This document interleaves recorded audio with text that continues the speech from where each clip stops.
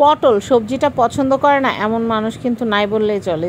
ইলিশ মাছ বলেন, রুই মাছ বলেন, বা যে কোনো চাইনিজ আইটেমেও কিন্তু চাইনিজ ভেজিটেবলগুলোতেও কিন্তু পটলটা ইউজ করা হয়। তো পটল তো খেতে মজাই, আর পটলের বিচি খোসা তো আরও বেশি মজা। তো আপনাদের ভাইয়া কিন্তু আমার জন্য একটা বড় সাইজের রুই মাছ নিয়ে আসছে, আর বলতেছে পটল দিয়ে আলু দিয়ে টমেটো দিয়ে তরকারি রান্না করে দিতে। তো যেহেতু উনি খাবে বলছে, ওনার জন্য তো রান্না করতে হবে। আমি একদম বসে পড়লাম কাটাকাটি করতে। একদম সুন্দর করে কাটাকাটি হওয়ার পরে আমার তো নজর হচ্ছে পটলের খোসার বিচিটা দিয়ে কী করা যায়। তো আমি চিন্তা করলাম বিচিটা যেহেতু একদম যেহেতু পটলগুলো একদম কি বলে এটাকে একদম কচি, তাই আর পটলের বিচিগুলোর দিকে নজর দিলাম না, দিলাম হচ্ছে পটলের খোসার দিকে। এতগুলা খোসা হয়েছে, খোসাগুলো ফেলে দিব।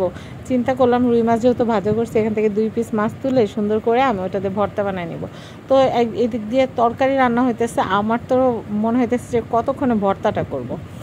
তো এদিকে হচ্ছে মশলাটা কষানোর পর ঝোল দিয়ে দিলাম, আর ঝোল দেওয়ার পর যেহেতু মাছের মাথাটা একটু ভালো করে রান্না হওয়ার ব্যাপার থাকে, তাই ঝোল দেওয়ার পরে আমি হচ্ছে মাছের মাথাটা দিয়ে দিলাম, আর হচ্ছে মাছের যে ছোট ছোট পিসগুলো আছে সুন্দর করে দিয়ে দিলাম। আমাদের বাসায় বড় বড় মাছের পিস রাখলে কি করে, ওর পাতে দেয় বলে এতগুলো খাইতে পারবো না, এই জন্য আমি ছোট ছোট পিস করে রান্না করি। এতে কি হয়, ছোট ছোট পিস করে করলে খুব সুন্দর মতো মশলাটার ভিতরে ঢুকে খাইতেও মজা লাগে, আর অপচয় হয় না। আমার কথা হলো বাজার করা আছে, একবেলা না হলে দেখা গেলো এখন যেটা অপচয় হইতেছে সেটাতে আমার একবেলা সুন্দর মতো চলে যাবে। আমি খুবই হিসাবী মানুষ, অপচয় আমি একদমই পছন্দ করি না। তো যাই হোক, সবজিটা এত মজা হয়েছে মানে বলার বাইরে। আপনারা জানেন যে রুই মাছ দিয়ে কিন্তু পটল আলু দিয়ে টমেটো দিয়ে রান্না করলে কিন্তু এমনিতেই খুব মজা হয়, আর সাথে যদি একটু ধনেপাতা হয় তাহলে তো কোনো কথাই নাই। তো আমি সুন্দর করে এটা যখন রান্না হয়েছে ফুটতেছিল, এত সুন্দর গ্রান, মানহারবো বারবার বলতেছিল কতক্ষণে রান্না শেষ হবে, কতক্ষণে খাবো, কারণ গ্রানটা খুবই সুন্দর ছিল। আমি বলতেছি হ্যাঁ দাঁড়াও করবো, তো তরকারিটা হয় না, তরকারিটা হলে ভর্তাটা করি তারপরে, কারণ মাছের ভর্তা আমার এমনিতেই পছন্দ, সেটা টাকি মাছের ভর্তা হোক, চিংড়ি মাছের ভর্তা হোক, ইলিশ মাছের ভর্তা হোক, বা রুই মাছের ভর্তা হোক। তো এই যে দেখেন তরকারির উপরে তো সুন্দর করে একদম ধনেপাতা ছিটা দিছি, আরেকটু ধনেপাতা রেখে দিছি ভর্তাটা করার জন্য। আর ভর্তাটা কেমনে করছি সেটা আমি আপনাদেরকে বলে দিই, আপনারা খুব সহজে বাসায় এভাবে ভর্তাটা করতে পারবেন। আপনারা পটলের খোসাটাকে খুব ভালো করে ধুয়ে নেবেন, এরপরে আপনারা 2টা বড় সাইজের পেঁয়াজ নিয়ে নেবেন, একটা রসুন নিয়ে নেবেন, ধনিয়াপাতা নিয়ে নেবেন, কাঁচামরিচ নেবেন, কারণ পটলের খোসাটা সবুজ, তো কাঁচামরিচটা নিলে ভর্তার কালারটা সবুজ সবুজ হয়, খুব সুন্দর হয়। ধনিয়াপাতা লবণ দিয়ে সুন্দর করে তেলের উপর টেলে নেবেন। আমি কি করছি, অল্প সামান্য 1 চিমটি লবণ দিয়েছিলাম যখন খোসাটা টালছি তখন, আর পরবর্তীতে যখন এটা ব্লেন্ডারে দিছি, কারণ আমি পাটায় আমার বাটাবাটি করতে অনেক ভেজাল লাগে।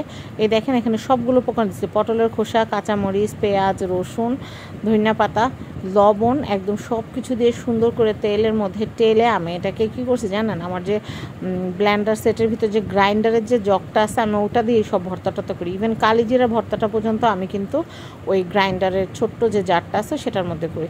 তো এগুলো যখন টালা হয়ে গেছে, আমি সুন্দর করে আমি ওই গ্রাইন্ডারের জারটার ভিতর নিয়ে নিছি, ওটার ভিতরে 2 পিস মাছ আমি সুন্দর করে বেছে নিছি, কাটা ছাড়া সুন্দর করে বেছে, আর সামান্য পরিমাণ লবণ আর একটু জিরা ভেজে আমি উপর দিয়ে দিছি। এটা কিন্তু তেলে ভাজা, জিরার ফ্লেভার আমার অসম্ভব ভালো লাগে, মানে খুবই ভালো লাগে, মানে জিরার ফ্লেভার, এই আস্ত জিরাটা না দিলে আমার কাছে মনে হয় ভালোই লাগে না।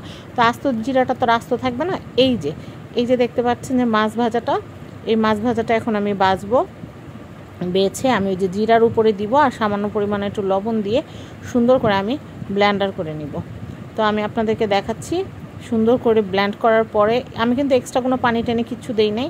আমার ওই ব্লেন্ডারের জারটা খুব ভালো, খুব সুন্দর, একদম মিশ করে বাটা হয়, তো হাতে বাটার মতোই।